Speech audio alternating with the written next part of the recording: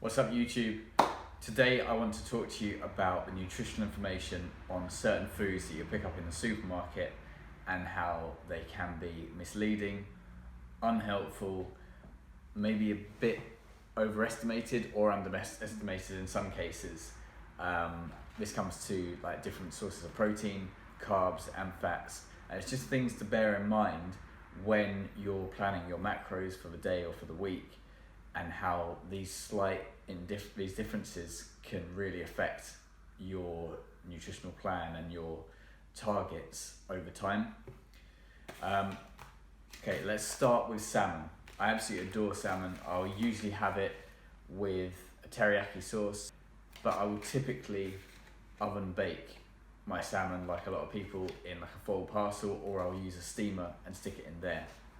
So I will not do what Sainsbury recommends, which is pan fry for 10 minutes. And this is where Sainsbury's are really bad in terms of helping you and I out for getting the right information about their produce, because on the back here it says it's typical values per fillet, pan fried. Okay, so what does pan fried actually mean? So you look to their cooking instructions and they say heat 15 milliliters of oil in a frying pan. Okay, so they're estimating that 15 milliliters is going to be used in the cooking of the salmon in the pan. But are they estimating that 15 milliliters is all absorbed and then tipped onto the salmon after you finish cooking, or that some of it is left on the plate? So they don't produce or provide at any point on this the nutrition information raw or cooked without anything else, for instance oven baked, which is a real issue, because salmon, like any cut of chicken, beef, lamb, you name it, has different nutritional values across different parts of the fish. So this is the salmon tail. The salmon tail being at the end of the fish, and its tail is working a lot harder than the rest of the body of the fish because it's constantly flapping about. So because of that, it's slightly leaner than the main body of the salmon. So that's why I prefer having the salmon tail. It may make it a bit tougher because it's leaner, it's more muscly, but it means that you can have a bit more salmon and a bit less fat, so it's a bit more enjoyable for me in that way. But like I said, it does not help at all you or I that the only nutritional value on this is if it's pan fried in a certain amount of oil, and you don't know if that oil is all going to be accounted for or not. It makes it a lot more difficult to track your macros, because say for instance you're having this for dinner and you've already had 40 grams of fat throughout the day. It would be really useful to know if your fat budget for that day is 55 grams, whether you're going to be getting 10 grams from this salmon fillet or 15 grams. It's just not clear enough. So my advice here is, here are some information on the screen for salmon tail and different cuts of salmon, but you're always going to have to take these things with a pinch of salt. And I often find that if you're a little bit uncertain, undershoot and then see how you feel afterwards.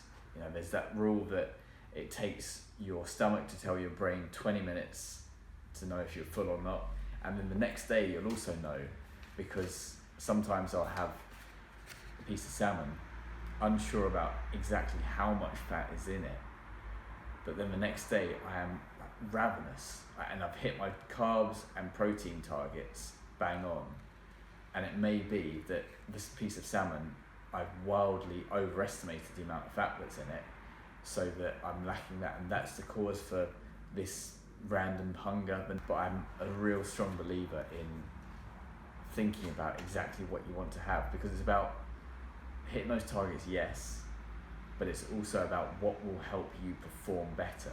Because if you perform better in the gym or in any sport on less food before training, then do that. Because you don't want to go in there feeling rough, bloated and sort of uncomfortable to train, because that's not going to be a good session. It's not going to be the most productive. This is something else to be aware of, that Sainsbury's and other supermarkets might do this On this packet, there's 2 fillets rather than the salmon tail fillet I showed you earlier. It says, as you can see, it says boneless 2 Scottish salmon fillets rather than tail fillets, and the nutrition is completely different. It now says 19.3 grams per fillet, pan fried, and it has exactly the same cooking instructions about heating 15 millilitres of oil. Also, to add to this complication, it says salmon fillet, so you're going to get a mix of the type of fillet here, and as you can see from the shape of these ones, these are 2 tail fillets because of that tapered side there, and we can tell that one underneath there is also tapered because they aren't the normal sort of straight lines that you would get that's further up the body of the fish. So we can assume that this is a tail fillet, therefore the fat quantity is definitely not 19.3 grams. It's going to be a lot less, but it's Sainsbury's that have messed up and are giving us inaccurate information, so it's going to skew your macros one way or the other. Next up, I want to talk about potato slims, potato cakes, tatty scones, potato farls. They have many different names. If you're not familiar with these, they're like square, condensed potato cakes, essentially, that you'd have for breakfast with eggs, with beans, bacon, that sort of thing. You could put smoked salmon on them. They're amazing, they're lovely. However, these are probably my favourite, but over the past year or so, they have undergone a real change nutritionally. I've actually got an old label, such as the OCDness I have towards tracking macros and nutrition. But there's a good reason for this, and it's because this time last year, these Rankin potato slims were estimated on the back saying per average farl, which is around 60 grams, they say, which is useful because then you can weigh one out. Anyway, about a year ago, an average farl had 22 grams of carbs and just over 2 grams of fat.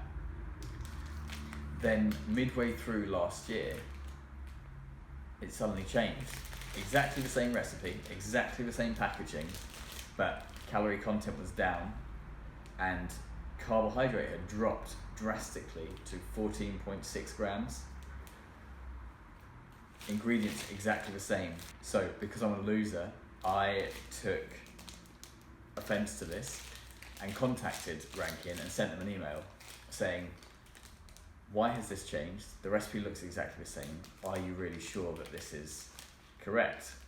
Because judging by the weight, 60 grams, and compared to your competitors and their nutritional values, which I'll get onto in a minute, this doesn't add up. Didn't get a response. However, several weeks later, these weren't available on the shelves at the supermarket. And I'm not just talking about my local supermarket. I went to every Sainsbury's and every Waitrose and any other place that said that they sold Rankin potato farls. And for a good 6 weeks, they weren't available within a 12-mile radius of Sainsbury's, Waitrose specifically.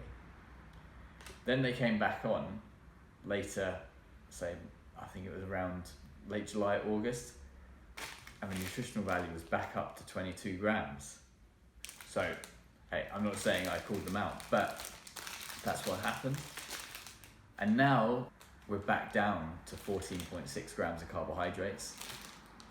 So, if that's true, if this is 14.6 grams of carbohydrate, great, you could have loads of these. You could have 3 and it would only equate to just over 45 grams of carbs. But if it's a lie, if they're incorrect with their nutritional values, you would have 2, and based on the original of 22 grams, that's 45 grams of carbohydrate by just having 2 of these. So if you didn't know that and you had 3 and thought, I have 3, I hit 45 grams. But in actual fact, if you had 3, it would equate to 66 grams. So that, if you can imagine you had that several times a week, that would really add up onto your carb amount, and you could be over every single day by that amount. And if you're trying to lose weight, that's a massive problem.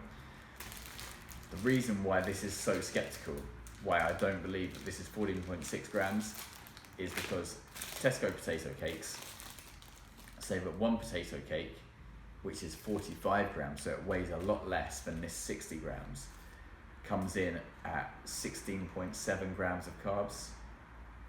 So as it stands, these ones, Rankin Selection, are saying that it weighs more and it has less carbohydrate than these ones, yet the recipe and the ingredients is exactly the same as it was last year when they were reporting that carbohydrate value was 22 grams. And there's another make I'll show on screen now called Sheldon's that have much higher fats, higher carbohydrates, and the weight of those are much closer to the Rankin ones.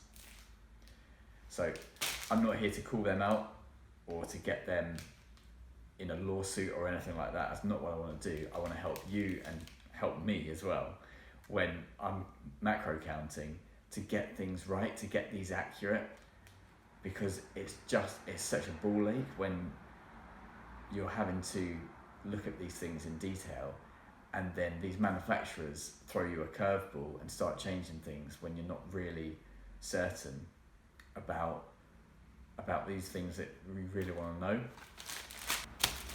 Next up, bagels, another breakfast staple for me. I'll always weigh out my bagel to make sure.